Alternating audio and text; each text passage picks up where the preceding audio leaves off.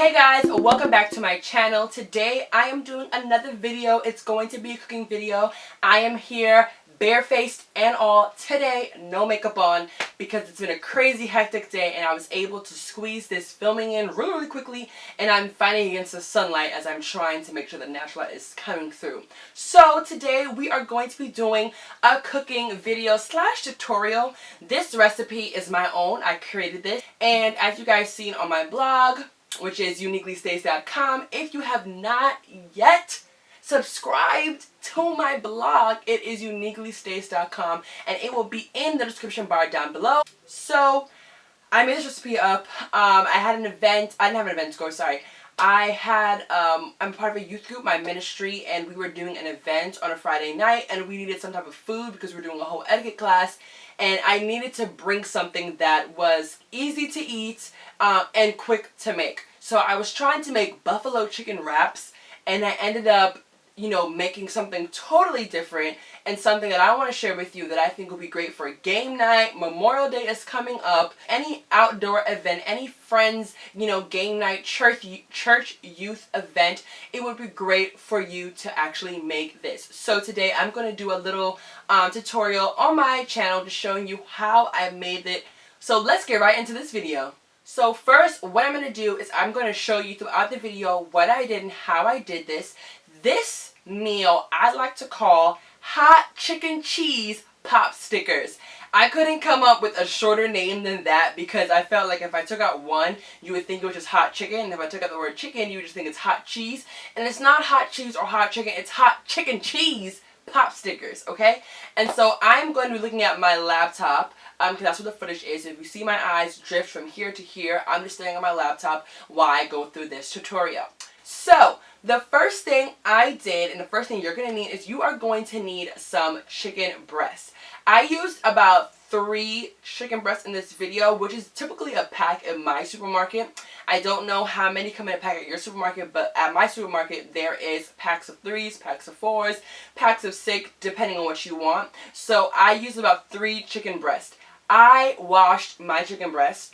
This is totally, optional for you if you don't want to wash your chicken. I don't see why not, but no judgment here.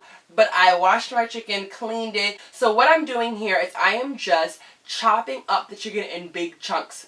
The first time I made this, I kept the chicken whole, and I found that it was difficult for me to ensure the chicken was about 90% cooked. So this time I felt like it would be easier and the chicken would cook faster if it was cut up in, smaller sizes. So I just took about 3 chicken breasts and just cut them in big chunks. They don't have to be perfect, just chopped them up and did that. Then on medium-high heat, I recommend having a deep pot. I just put a little bit of olive oil in there and then added the chicken straight into the pot. This is on medium-high heat, and then I stirred it around. As I'm doing this, I came with my seasoning blend. So I used an array of seasonings. As you guys know, you watch my videos, I always do different seasonings. Again, you can just stick to salt and pepper if you like, but for me, I can't do that. Salt and pepper is just not enough. It's just not enough. So I put some all-purpose seasoning on there. I put some nutmeg, some smoked paprika there as well, some fish and meat sauce. Cumin was added here. I used bone sucking sauce chicken seasoning because I just love bone sucking. I'm sorry, I just love their brand. Garlic powder, again, cumin, red pepper flakes, and then I also threw in some nutmeg in there as well. And then I put some ginger powder in there as well. And I just used an array of seasonings. For liquid seasonings, I put in rice water vinegar. I also put in some sweet and sour sauce, just a little bit of sweet and sour sauce.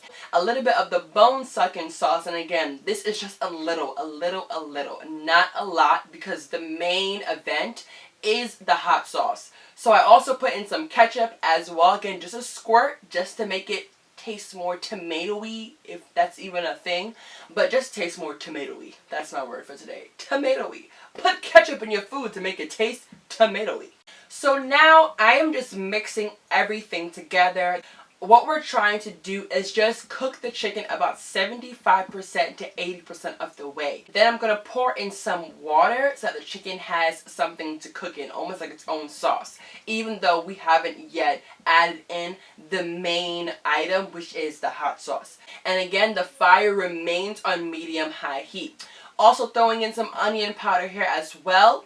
And for me, I feel like you should use dry herbs. Just personally for me, I don't want to taste little tidbits of things in this Potsticker, so everything is dry herbs. Now here comes the El Capitan, the Frank's Red Hot Sauce. You can use whatever brand you like, but personally for me, Frank's Hot Sauce is the best, hands down. I love it. So I had a little bit left in this big bottle. And then I bought a smaller bottle of Frank's hot sauce and I pour that in there as well.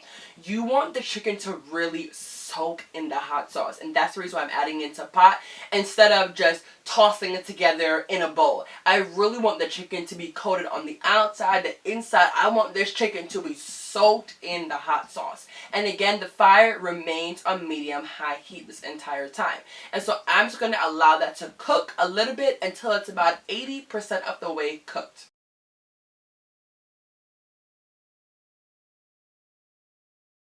So now we're checking back on the chicken, and it's pretty much almost 80% there. And what I'm going to do now is I'm going to add in the yogurt. I've discussed this 1,000 times. So for anyone who doesn't understand why I put yogurt in my food, just go ahead and watch all the other videos I've made. And honey, you will know why.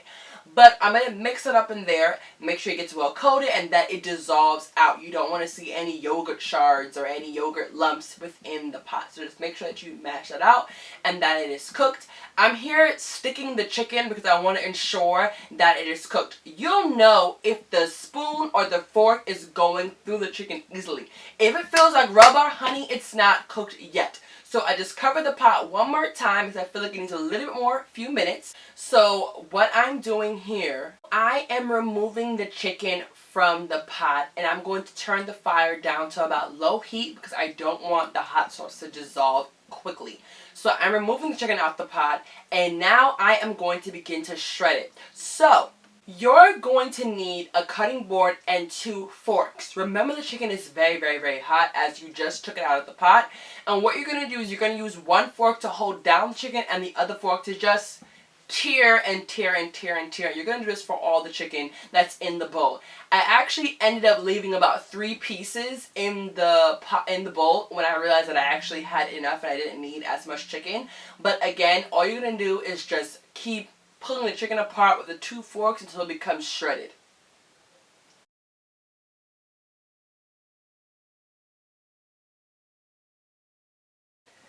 Now we're going to add the chicken back into the pot. So what I did here is kept the fire on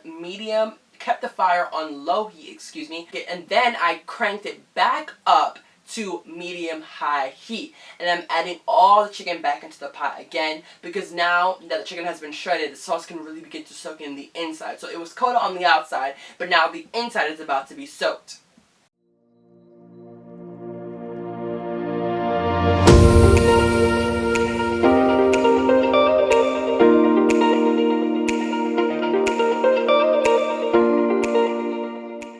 Now I'm just tasting the sauce. Now I know y'all thinking like, girl, it's hot sauce. But here's where you can decide, one, if you need to add any more seasonings, any dry herbs, and as well if it's to the capacity, if it's to the heat that you like it.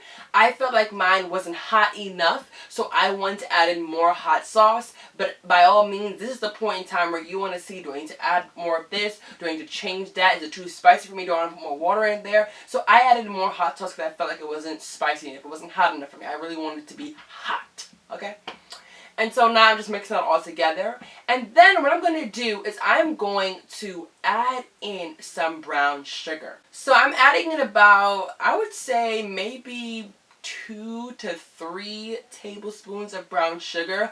This really depends on how sweet you want it to be. So the brown sugar for me, it tempers down the heat. I still want it to be spicy, but where do you want the kick to land? Do you want the kick to land forward or backwards? So I want it to be hot, but then a hint of sweetness alongside with it. At the same time, the brown sugar helps caramelize the hot sauce, and it makes it become very like gooey. Not gooey. Gooey is the wrong word to use. It makes it become very thick, molasses-like, and giving it a nice like brownish reddish color that I really do like, and it adds a hint of sweetness to the sauce. Not a lot. I don't want it to be extremely sweet. I just need there to be a hint of sweetness in the sauce. And now the sauce is pretty much complete for me, and what I'm going to do next, I'm going to add in the cream cheese. So this is the cheese I'm talking about, not mozzarella, not parmesan, not parmesan reggiano, whatever it's called, but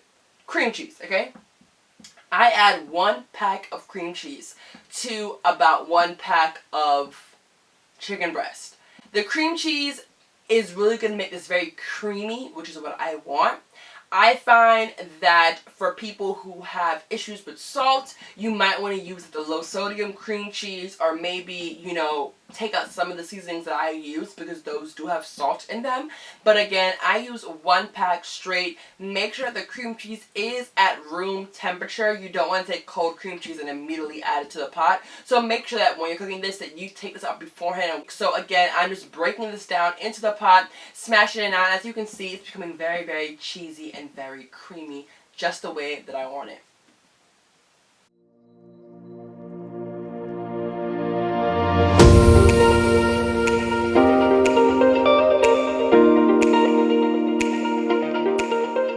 For the wraps, okay, I'm using these Nasoya vegan wonton wraps, and what you're gonna need is I left the cutting board there, and I already made one, but you're gonna need a bowl of water, and you're gonna put a dollop of the hot chicken in the wrap, and then you're going to put some water and you're going to close it up. And I'm going to show you a close-up of exactly how I did this again for those of you who can't see this.